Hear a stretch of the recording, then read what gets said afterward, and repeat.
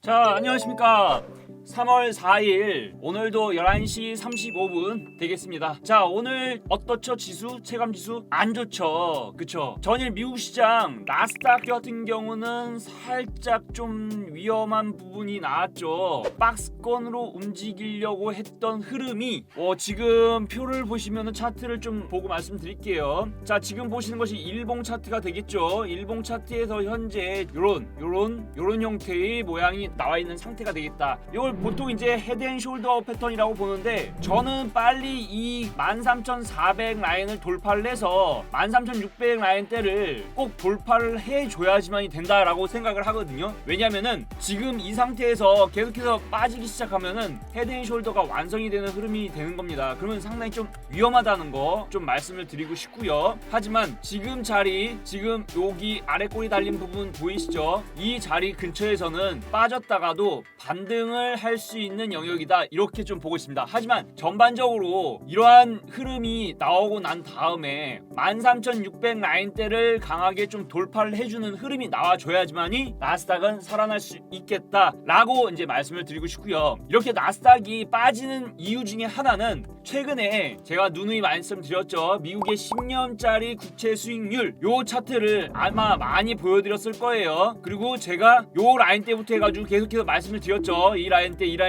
그리고 난 다음에 기술주들 중심의 나스닥 시장 자체는 상당히 좀 안 좋은 모습이 되어 있고요. 상대적으로 다우존스 산업지수 같은 경우는 어떻죠? 지금 보시는 거는 다우 산업 선물이 되는 거죠. 박스권으로 해서 왔다리 갔다리 할 것 같은데, 나스닥이 안 좋아지면은 다우도 조금 영향을 받겠죠. 하지만 다우 같은 경우는 기술주에 대한 포지션이 상대적으로 나스닥보다는 적다는 거, 그렇기 때문에 나스닥은 많이 빠지더라도 다우는 그나마 견조한 흐름이 나오고 있다는 걸 좀 말씀드리고 싶은 겁니다. 그러면은 제가 이 방송을 통해서 계속해서 말씀드린 것 중에 미국의 10년물짜리 국채 수익률이 상승하게 되면 어느 섹터에 주목을 해야 된다라고 제가 말씀 많이 드렸을 겁니다. 어느 섹터죠? 예, 맞습니다. 금융 섹터, 은행주 또는 보험주가 되겠다라고 말씀을 많이 드렸어요. 그렇기 때문에 계속해서 시청하신 분들은 제가 은행주하고 보험주 섹터에 대해서 저희 회원들한테 적극적으로 매수 사인을 보내드렸다는 거 아마 아실 거고요. 아직까지도 정고점은 돌파를 하지 못했어요. 하지만 계속해서 우상향을 띠면서 여전히 강세의 흐름이 나오고 있다라는 걸 말씀드리고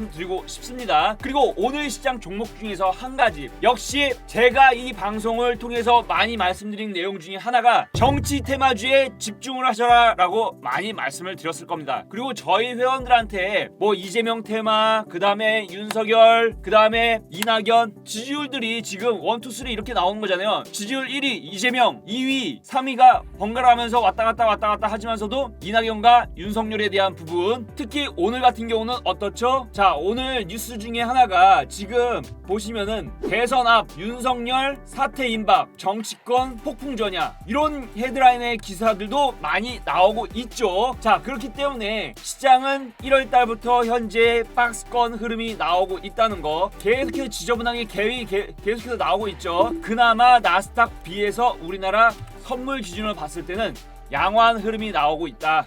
아직까지는 박스권이 유지가 되고 있다. 그렇기 때문에 갭에 대한 부분이 나왔으면 갭을 또 매크로 내려오겠죠? 예, 맞습니다.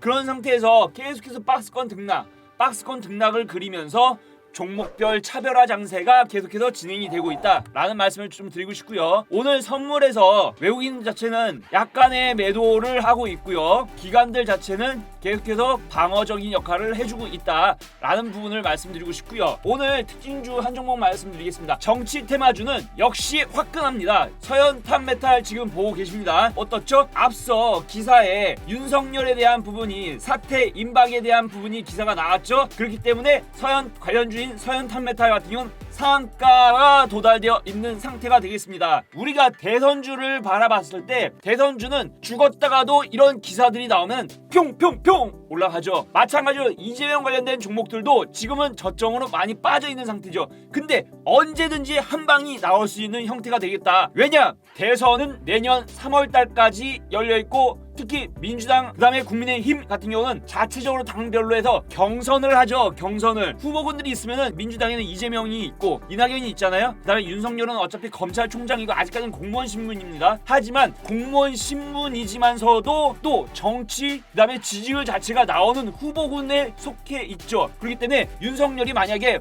나는 검찰총장을 계속 합니다 이런 뉴스가 많이 나오잖아요. 그러면 안 좋아요. 하지만 윤석열이 검찰총장에서 일단 물러나고 정치 활동을 시작해요. 예를 들어서 아마 윤석열 입장에서 봤을 때는 지금 현재 문재인 정권하고 대립각을 세우고 있잖아요. 그렇기 때문에 국민의힘이나 뭐 다른 정당으로 갈 수도 있겠죠. 하지만 어찌됐든 간에 지금 현재는 검찰 공무원 신분, 공무원법에 의해서는 공무원은 정치 활동 금지로 되어 있죠. 그렇기 때문에 윤석열이 지금 만약에 검찰총장을 사퇴를 한다라는 부분이 나온다면 대선 후보로서 부각을 받을 수가 있는 거죠. 여전히 지지율 자체는 지지율 3위 또는 2위에 해당되기 때문에 지금 1차적으로 9월달 전당 각 당별로 전당대회라는 부분이 열립니다. 후보분들에 대해서 선출한다는 얘기죠. 그렇기 때문에 민주당은 아마 이재명과 이낙연에 대한 두 후보 간의 싸움이 될 것이고 윤석열이 만약에 검찰총장을 사퇴를 하게 된다라는 부분으로 봤을 때는 뭐 국민의힘 쪽으로 갈 가능성이 높겠죠. 국민의힘 자체가 딱히 지금 여론조사 기관에서 나온 걸로 보면은 지지율 자체가 높게 나오는 후보군이 없어요. 솔직히 뭐 아쉬운 부분 중에 하나가 왜냐면 정치는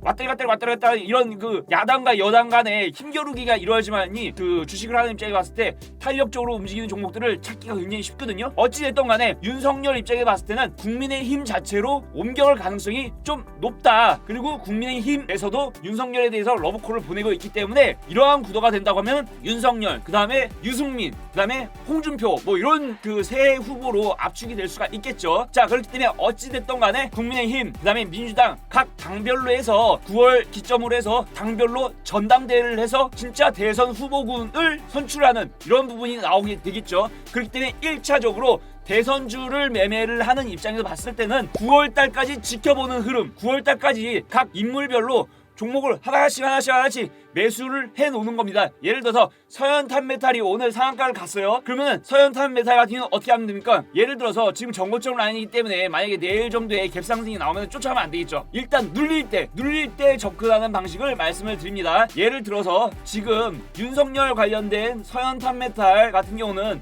지금 오늘 갭이 발생이 됩니다. 갭 발생이 됐는데 이 부분을 바로 메꿀지 아니면은 좀 시차를 두고 메꿀지 어찌됐든 간에 요 부분이 오면 정말 땡큐겠죠. 저 같으면 좀 매수를 해볼 것 같아요. 하지만 아마 내일 정도에는 갭 상승을 띄어서 아마 시작을 할 가능성이 높다는 거. 하지만 만약에 단기적으로 트레이딩을 할 입장에서 봤을 때는 아래 꼬리에 대한 부분이 나올 경우에 그때 공략을 한번 해보자 라는 말씀을 드리고 싶고요.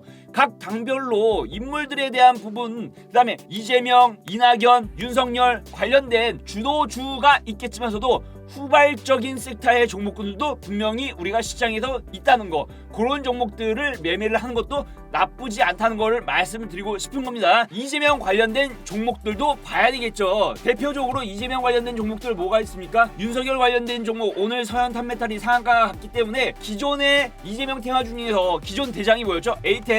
에이텍 종목 마찬가지로 지금 수급이 들어오고 있는 상태가 되겠다. 에이텍 TN도 한번 보겠습니다. 에이텍 TN도 오늘 수급이 들어오고 있죠. 이런 전략으로 말씀드리면 한 섹터, 즉 한 인물에 대한 정치 테마주를 접근하기보다도 아직까지 전당대회 자체가 9월달로 잡혀있는 부분이 있기 때문에 시간이 많이 남아있다는 거죠. 그러면 어떻게 합니까? 이재명 것도 갖고 있고 윤석열 것도 갖고 있고 이낙연 종목도 갖고 있고 또 기타 홍준표 또는 유승민 관련된 종목들도 각각의 대장주 위주 또는 후발주 위주 또는 중간 단계 수급으로 들어오는 종목들 위주로 해서 포트폴리오를 구성을 해보는 거예요. 한 종목씩 너무 많다. 그렇기 때문에 이재명, 이낙연, 윤석열, 그 다음에 유승민 여기까지만 일단은 지지율이 어느 정도 나오는 후보분들에 한해서 매수를 해보는 관점, 이런 관점으로 좀 말씀을 드리고 싶고요. 저희 회원들도 마찬가지로 대선 테마주를 하고 있고 제 방송을 보시는 분들은 아마 아실 겁니다. 제 방송 유튜브 채널에 이재명 테마주,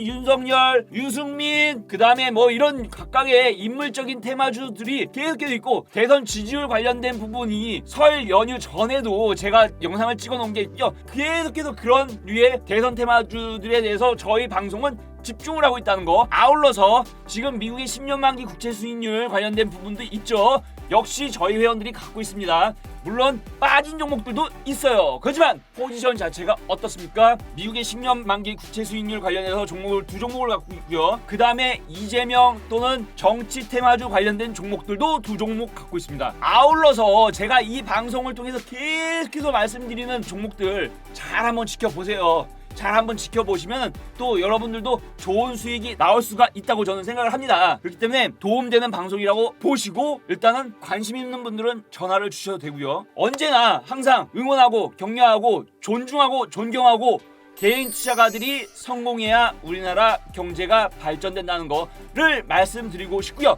자, 오늘 방송도 여기까지 하겠고요. 자, 정치 테마주의 계절이 온 것 같습니다. 그렇기 때문에 정치 테마주에 대한 부분을 보시고 내 포트폴리오에 한 종목 정도는 꼭 들어가 있어야 되겠죠. 아울러서 미국의 10년 만기 국채 수익률, 그 다음에 가치주에 대한 부분, 그 다음에 유가, 구리 이런 원자재 시세에 관련된 종목들 아직까지도 많이 못 올라간 종목들도 많이 있습니다. 물론 IT 섹터 관련된 종목들도 여전히 긍정적으로 보고 있다는 거를 말씀드리면서 오늘 방송 여기까지 하도록 하겠습니다. 시청해주셔서 감사합니다.